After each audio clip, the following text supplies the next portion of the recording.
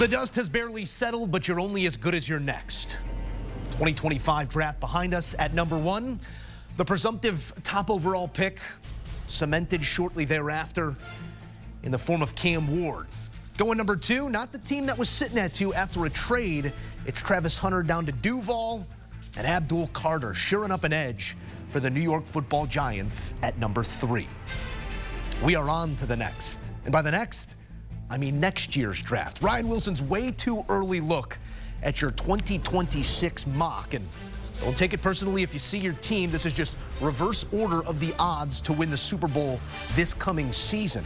At number 1, Arch Manning, rocking the fleur-de-lis. Ryan Wilson will sleep at some point, just not yet. Here he is to break down what we might see in 365 or so days.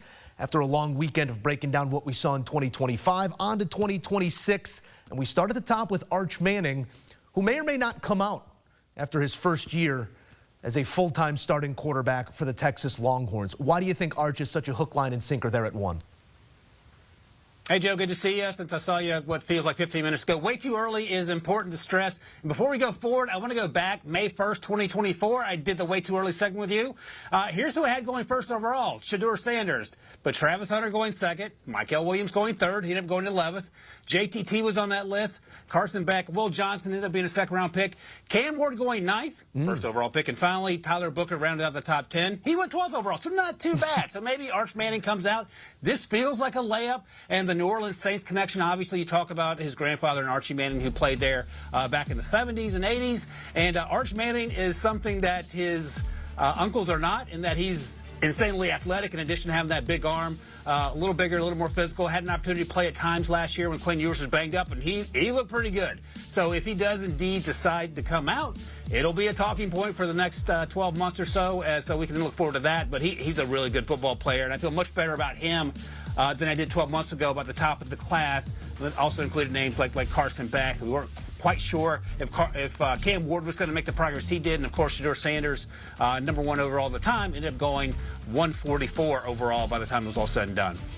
It's interesting because anytime you get that name on the back of a uniform, the voices are going to get loud, and there's going to be a lot of positive and negative. We've heard the family talk about it in each and every rep that Arch puts forward as the quarterback of the Texas Longhorns, but it's going to be quite the story to follow. And I just appreciate you going back, showing your work from a year ago. I wasn't going to hold you to it, but that was refreshing. So maybe we see Arch at what, 9? You had Cam 9th overall, so maybe it's Arch at 9. Let's move down to 6, where we have the Indianapolis Colts investing in quarterback. They did so in this past draft, but later on in the draft, and maybe not the quarterback of the future. You have Garrett Nussmeier going to Indianapolis. There's some good tape. There's also some questionable tape on Nussmeier. Is this more of a projection, what you expect this next season? Yeah, good point. They drafted Riley Leonard on day 3 out of Notre Dame, and I think we talked about this. Riley Leonard is equal parts Anthony Richardson and Daniel Jones, so maybe they have a Thunderdome-type situation where they have to have a QB because they take each other out. And Garrett Nussmeier can play like Joe Burrow at times, and you talked about the downside, and they can look like Mac Jones. So you have to understand which Garrett Nussmeier you're getting. His dad is an offensive coordinator in the league, longtime quarterback prior to that, quarterback's coach. And when Garrett is on, and over the first 2/3 of the season, he was lights out. Throws with anticipation, has a pretty big arm, or at least bigger than you might think, and he can throw into tight windows, Exhibit A here. Down the stretch, it felt like he was pressing and trying to do too much, and we saw a little Jaguars Mac Jones come out, and again, I'm happy he went back to school, but the Colts could be looking for a quarterback. You don't know. There's a reason they brought in Daniel Jones. There's a reason that they had Flacco last year on the field at times, and there's probably a reason they drafted Riley Leonard. So if things go sideways this year for Indianapolis and they're in this position, Garrett Nussmeier has a good season and improves on what he did last year, especially in November. He could very easily be a first-round pick. Perpetually in search of a quarterback since the exit of Andrew Luck. Sort of a parallel to where we go next in Pittsburgh, perpetually in search of a quarterback since Ben Roethlisberger, also taking a late-round quarterback in this most recent draft. But you have them going back to the quarterback well. Take me through your thought process in Pittsburgh next season. Yeah, no disrespect to Joe Musso's Will Howard Love at pick 185. Maybe that does, in fact, work out. But at pick 10 here, this is actually a trade up because I'm a Steelers homer, and I want to get them in here to have this conversation. And I have going with Pete Prisco University, Arizona State, Sam Leavitt, Michigan State transfer. He was a big reason. Cam Scadby was also a big reason, but Sam Leavitt was a big reason for that offense to, as good as it was last year for the Sun Devils. He's a really good athlete.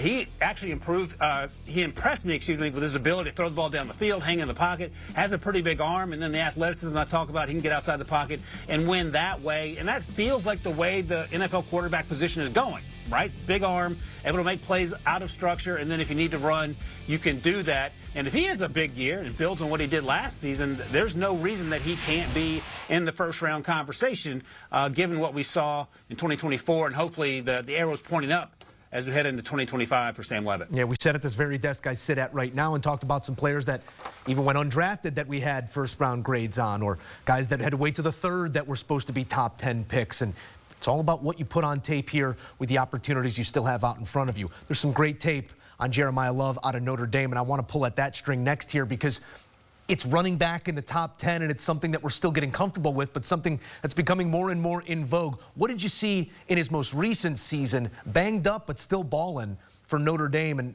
why does that have him as a top 10 grade currently? Yeah, and you led with the right point there, Joe. Banged up, so he has to be healthy because when he's healthy, he's an absolute difference maker, and it showed up week in and week out when he was on the field for the Fighting Irish. And I love the explosivity. I make up that word, the explosiveness with which he plays, and what he can do in that backfield. And you talk about, it's not so much the evolution of the running back; it feels like the return of the running back that can do more than just run the football. And I think that's what Jeremiyah Love gives you. And I also love the addition of adding him to this Carolina Panthers team that has suddenly turned into the Atlanta Falcons of the last 4 years when it comes to first-round picks. Xavier Legette last year, Ted McMillan this year, and now you get a running back for our guy, future MVP and Hall of Famer Bryce Young next year in this mock draft that I've done way too early. No excuses for the offense, Joe. They have to succeed. They have to go to the playoffs, and Bryce Young has to win a playoff game. That's the rule if they get Jeremiyah Love a year from now. I just loved those names that we saw in terms of top 10 running back picks. It's premium capital you're spending on that position that has fallen out of favor in years past, but maybe the return of the running back is some big production on that list as well. Ryan Wilson, 2026, not that far away. Ryan Wilson always working.